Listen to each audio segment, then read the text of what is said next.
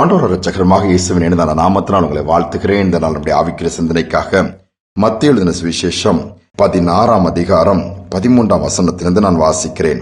பின்பு இயேசு பிலிப்பு செசரியாவின் திசைகளில் வந்தபோது தம்முடைய சீஷரை நோக்கி, மனுஷகுமாரனாகிய என்னை ஜனங்கள் யாரென்று சொல்லுகிறார்கள் என்று கேட்டார். அதற்கு அவர்கள், சிலர் உம்மை யோவான் ஸ்நானகன் என்றும், சிலர் ஏலியா என்றும், வேறு சிலர் எரேமியா அல்லது தீர்க்கதரிசியில் ஒருவர் என்றும் சொல்லுகிறார்கள் என்றார். அப்பொழுது இயேசு, நீங்கள் என்னை யார் என்று சொல்லுகிறீர்கள் என்று கேட்டார்.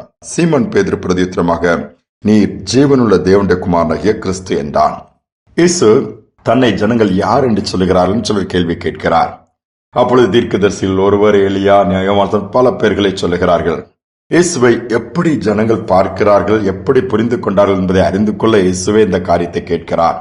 இன்னும் இயேசு பிறந்த அந்த சொந்த ஊரில் பார்க்கும்போது ஒரு தச்சனுடைய மகனாய் பார்த்தார்கள், மரியாளுடைய மகனாய் பார்த்தார்கள்.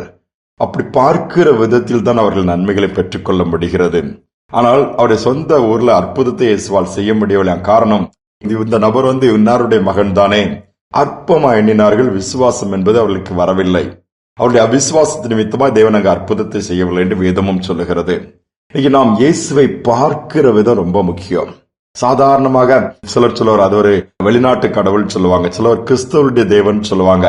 நம்ம கிறிஸ்தவங்கள் எடுத்துட்டா கூட இயேசு ஏதோ செய்வார் முடிந்தால் சில நேரம் செய்வார், சில நேரம் கேட்பார். பல விதத்தில் அந்த டபுள் மைண்டடா அப்படித்தான் பேசுவார்கள். எதையுமே அவர்கள் பெற்றுக்கொள்ள முடியாது. மாறாக இயேசுவை நான் பார்க்கிற விதம், அவரை ஏற்றுக்கொள்கிற விதம், அவரை விசுவாசிக்கிற விதம் ரொம்ப முக்கியம். பழைய ஏற்பாட்டு காலத்திலே பார்க்கும்பொழுது யோபுடைய வாழ்க்கையை பார்ப்பீங்கன்னா, நல்ல வசதியாய் உண்மை உத்தமா இருக்கிறார். மனைவி, 10 குழந்தைகள், என்னும் கழுதை, ஆடுகள், ஒட்டகங்கள், வேலைக்காரர்கள், செல்வத்திற்கு குறைவே இல்லை. கர்த்தர் அவரை சோதனைக்குட்படுத்தினார். இதனால் எல்லாவற்றையும் ஒரே நாளில் இழக்கிறார். 10 பிள்ளைகளை இழக்கிறார். அங்கு ஆடுகள், கழுதைகள், ஒட்டகங்கள் எல்லாம் அழிந்து போகிறது. வேலைக்காரர்கள் எல்லாம் அழிந்து போகிறார்கள். கடைசியில ரோட்டுக்கு வந்தாச்சு.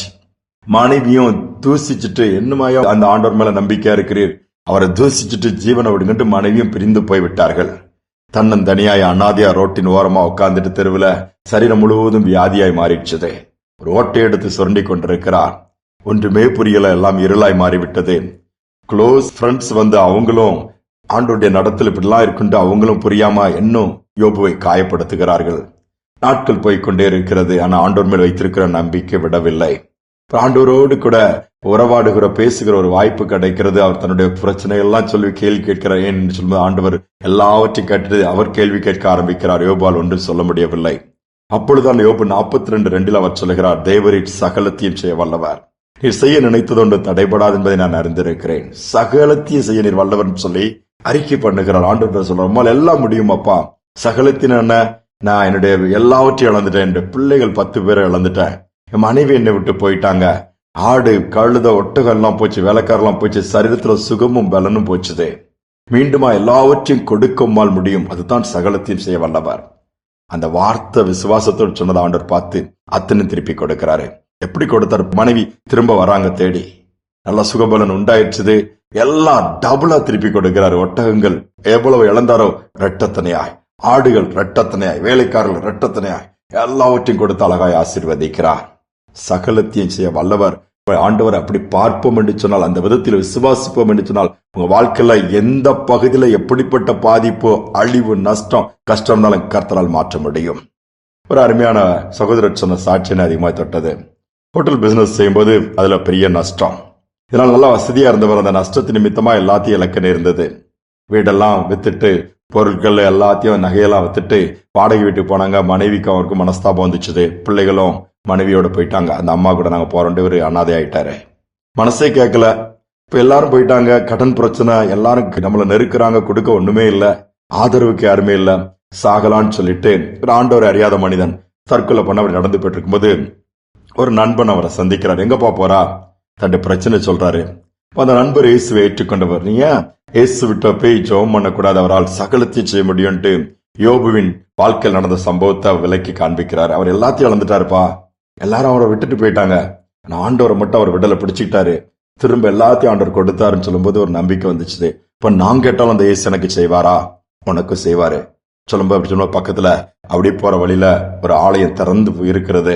திறந்த ஆலயத்துல போய், இயேசுவே நீங்க யாரு என்னன்னுலாம் எனக்கு தெரியாது, என் ஃப்ரெண்ட் சொல்றான் நீங்க எல்லாத்தையும் செய்ய முடியுமா, இழந்து போன எனக்கு எல்லாத்தையும் திருப்பி கொடுக்க முடியும், நான் நம்பி உங்கள்கிட்ட கேட்கிறேன், எனக்கு உதவி செய்யணும்னு சொல்லி அந்த ஒரு குழந்தை பேசுறது போல அவர் ஜெபிக்கிறாரு. ஜெபித்து விட்டு அப்படியே திருப்பி நடந்து போகும்போது இன்னொரு நண்பன் சந்திக்கிறான். எங்க போறா, இப்படியா சூழல் அப்படி ஆயிடுச்சானாலும் ஆண்டவருக்கு மேல பாரத்தை போட்டுட்டு அவர் செய்வாருங்க நம்பிக்கையில போறேன். அப்படியா, எனக்கு ஒரு ஹெல்ப் பண்ண முடியுமான்னு கேட்கிறேன். என்ன ஹெல்ப்? எனக்கு இப்போ 2-3 ஹோட்டல் நான் பிரான்சஸ் போட்டு பெருசா நல்லா போயிட்டு இருக்குது. சரியான அனுபவம் உள்ள ஆள் எனக்கு கிடைக்கல. ஒரு கிளைய நான் உன்கிட்ட கொடுத்துருந்தேன். ஏன்னா நீ எதுவுமே இன்வெஸ்ட் பண்ண ஒரு ஒர்க்கிங் பார்ட்னரா கூட இரு, உனக்கு இதுல ஷேர் தரேன்னு சொல்லிட்டு சொல்லும் போது இவர் ஆச்சரியப்பட்டாரு. நீ வாய அப்படின்னு சொல்லிட்டு போய் பெரிய நல்ல பிஸியான இடத்துல நல்லா ரன் ஆகுற ஹோட்டல்ல கொண்டு உட்கார வைக்கிறாரு. வேற எல்லாத்தையும் கண்ட்ரோல் எடுத்து நல்லா நடத்துறாரு. நாட்கள் சென்றது, கடனெல்லாம் அடைத்தாரு. எல்லாவற்றையும் திருப்பிக் கொள்ள ஆரம்பித்தாரு. மனைவியும் பிள்ளைகளும் தேடி வந்தாங்க. கர்த்தர் அந்த குடும்பத்தை திருப்பி கட்டி நிறுத்தினார். அவர் சொல்றாரு அந்த வார்த்தை, நான் இயேசுவை எப்படி பார்த்தேன் தெரியுமா? சகலத்தையும் செய்ய வல்லவரா பார்த்தேன். சகலத்தையும் வாழ்க்கையில செய்துட்டாரு. இன்னைக்கு சந்தோஷமா குடும்பமா கடன் பிரச்சனை எல்லாம் தீர்ந்து நன்மைகளை சுதந்திரித்து வாழ்ந்துட்டு இருக்கிறோம்னு சொல்லி ஆண்டவரை மகிமைப்படுத்தினாரு. ஏன் உங்களுக்கு செய்யக்கூடாது? ஆண்டவர்கிட்ட சாதாரணமா போய் புலம்பிட்டு இதெல்லாம் முடியுமா, உங்களால முடியுமா? நோ, நம்மளால முடியாது, ஆண்டவரால் எல்லாம் முடியும். அப்படி கேட்போம், அந்த விசுவாசத்தோடு பார்ப்போம், நிச்சயம் அதை பெற்றுக்கொள்ள முடியும். ஜெபிப்போமா? எங்கள் அன்பின் பரலோக தகப்பனே, இந்த புதிய நாளை தந்திருக்கிறீங்கப்பா. உண்மை நாங்கள் அநேக நேரத்தில் சாதாரணமாக எடுத்துக்கொள்கிறோம். எங்களால் முடியாது என்றாலும் அவரால் எப்படி முடியும்ங்கிற நம்பிக்கைற்று போய்தான் எங்கள் விண்ணப்பங்கள் இருக்கிறது. அப்படி அல்ல. யோபு என்று சொன்னது போல தேவரீர் சகலத்தையும் செய்ய வல்லவர். நீ வாழ்க்கையில பல விதத்துல தோற்று போயிருக்கலாம், பல இழப்புகளை சந்தித்திருக்கலாம், பல விதத்துல காரியங்கள் விரோதமா நடந்திருக்கலாம், நன்மைக்கு பதிலாக தீமை வந்திருக்கலாம், நிந்தை அவமானங்கள் வந்திருக்கலாம். எந்த இடத்துல எல்லாம் வெட்கத்தோடு தலை குனிந்து செல்ல நேர்ந்ததோ அதே இடத்துல நீர் நிமிர்ந்து நிற்க பண்ண முடியும்பா.